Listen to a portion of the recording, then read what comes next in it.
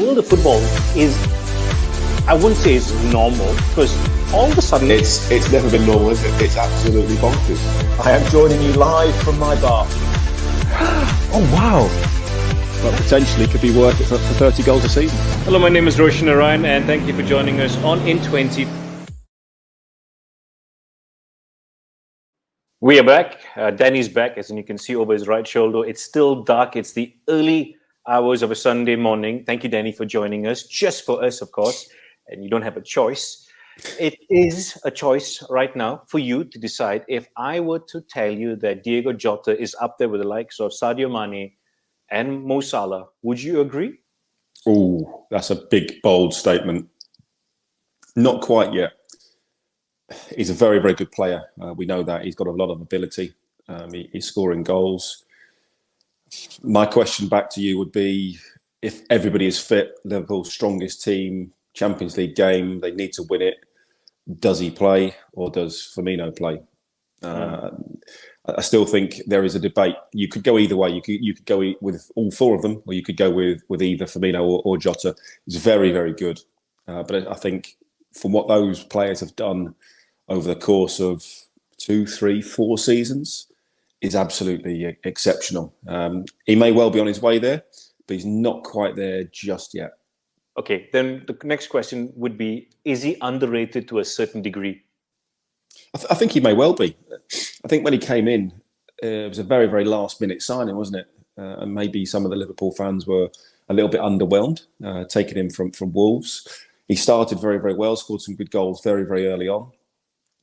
But I think they were waiting. Well, it wasn't that stellar name, that huge signing, which actually Liverpool have done in the past. When you think, Mane was similar, even Mo Salah, was similar at the time, and all of those players have been developed under Klopp. They've gone on to get better.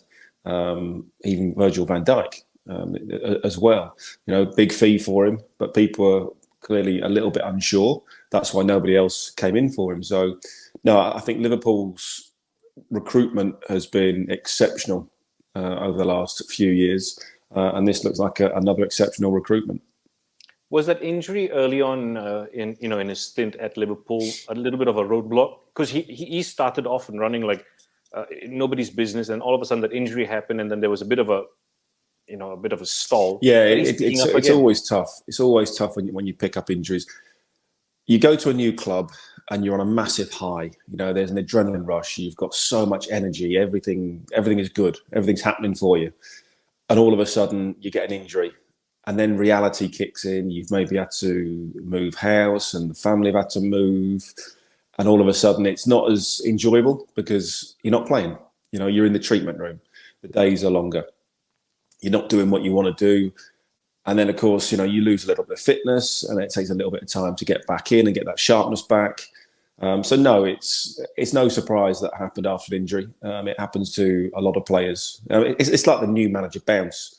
You get that new bounce and then it tails off for a little bit. And then it's, if you're good enough, can you pick it up from there? Jota's proven that he's certainly good enough. He's picked it up. As I say, he's a very, very good player. Very, very talented. But the way Liverpool play also, I think it suits him. And again, that's good recruitment, picking the right players for the right team. Let's talk about how Liverpool plays. Okay, if you're a United fan or an Everton fan, you might not watch their games. But if you're a neutral, you'd love to watch a team in flow. Similar to when United won their prime against AS Roma in the Champions League. That game was one of the best games you'd ever see from a side, being Man United. But this time around, it's Liverpool. And forget about the game which they won comfortably, but throughout the time under Jurgen Klopp, especially towards the last season and a half, whenever they break forward, they're always outnumbered, correct? There's more defenders, there's more midfielders and attackers, but for some reason, they've always found space to move the ball. Why so? Movement, pace, that's all it comes down to. Football is such a simple game at times. If you move around, defenders like to be, and we see it a lot, whether it be 4-4-2 or 3-5-1, doesn't make any difference. Defenders like to be in their little areas. They don't like to be moved around. So if you move around, you create space. The more you move, the more space you create, and then you obviously need good players to pick the right pass at the right time. A player on the move is very, very difficult to mark. simple as that. And that's what Liverpool do very, very well. So when they do attack and they attack in numbers, their movement is exceptional.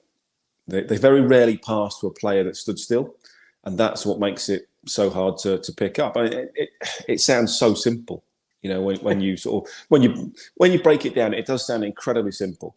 Is it easier to mark a player that stands still, or a player that's constantly moving at high speed? That's really all it comes down to. But that takes hard work, it takes discipline, and it takes a lot of practice on the training ground. Everyone's been talking about Trent Alexander-Arnold for the amount of assists, his gameplay, but how about Robinson? Is he one of these unsung heroes? Yeah, everybody knows he puts in a shift, but isn't he one of these leaders? Is he the best left back in the world for you?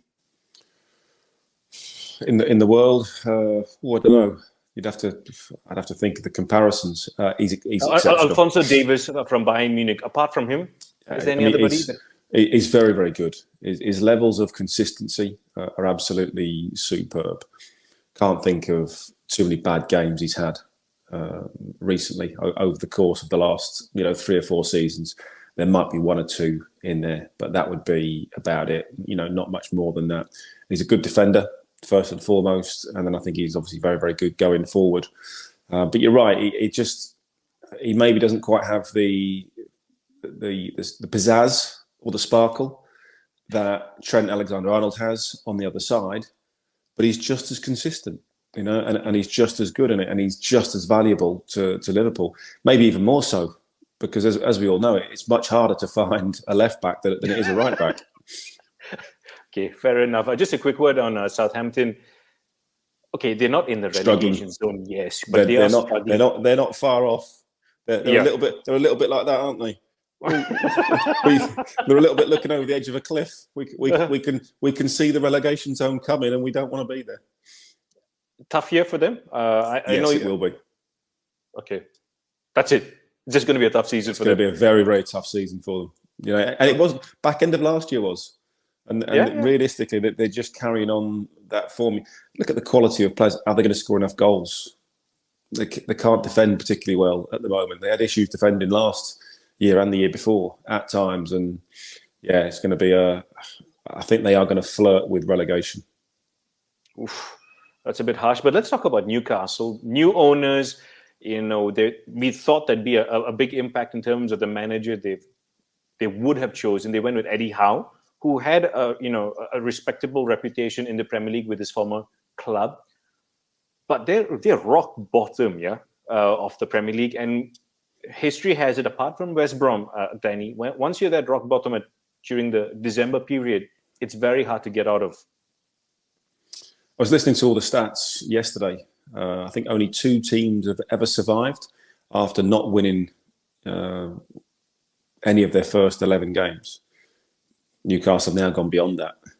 They play Norwich midweek, which is huge. If they don't win that, it could be done and dusted. I think we said when all this takeover was starting, we went through the fixture list. I think they had 10, 11 games before the transfer window when they got rid of Steve Bruce. And I said at the time, even if they play well, they may well have 15, 16 points on the board, which is way below half of what they need, more than halfway into the season. It's going to be tough for them. And suddenly now, what are they on? 6 points? Yeah. I think so.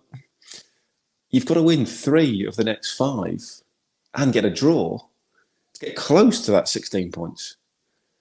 So they certainly don't look like doing that at the moment. When you look at their fixture list, there's no chance they're going to do that. I mean, it's going to be very, very difficult for them. Eddie Howe.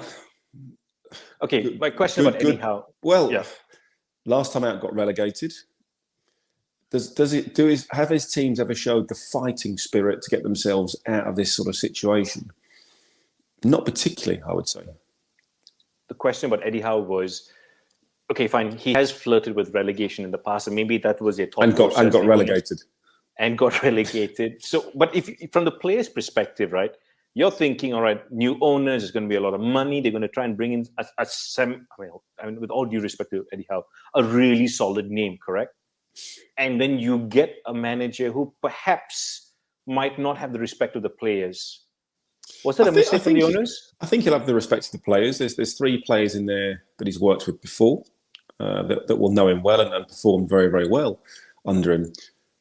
But Eddie Howe likes to play open, attractive football.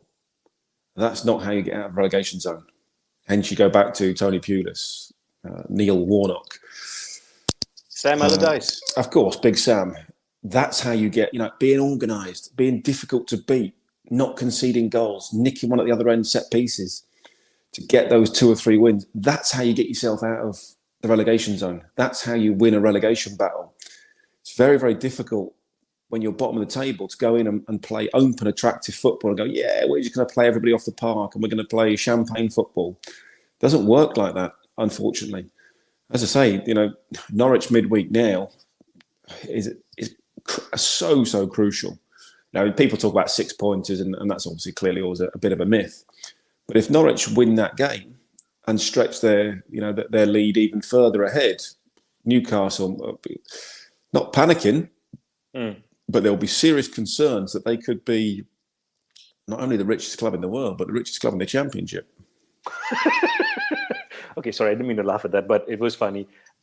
Was it a mistake from these owners? They've come in with all this money and they wanted to have this little PR stunt whereby they went like, listen, we have hired a manager from the neck of the woods who's all about football, who's all about this. We want to send a right message. Was that a mistake from them instead of getting one of these men?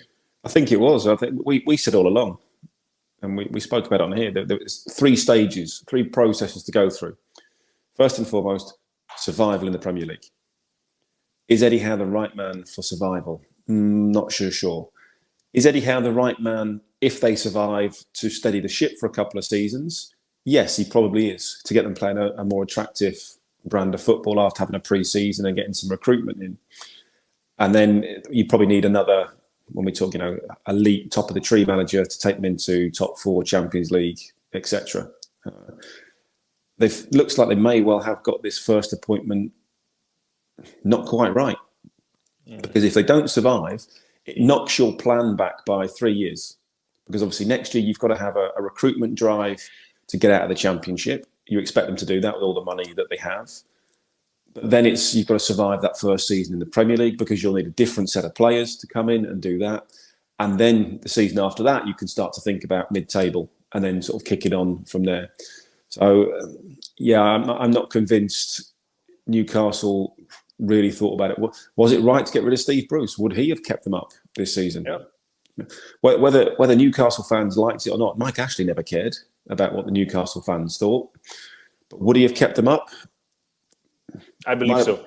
Might have had a greater chance than what Eddie had. And of course, you've got Norwich all of a sudden, won a couple of games. Watford won a couple of games.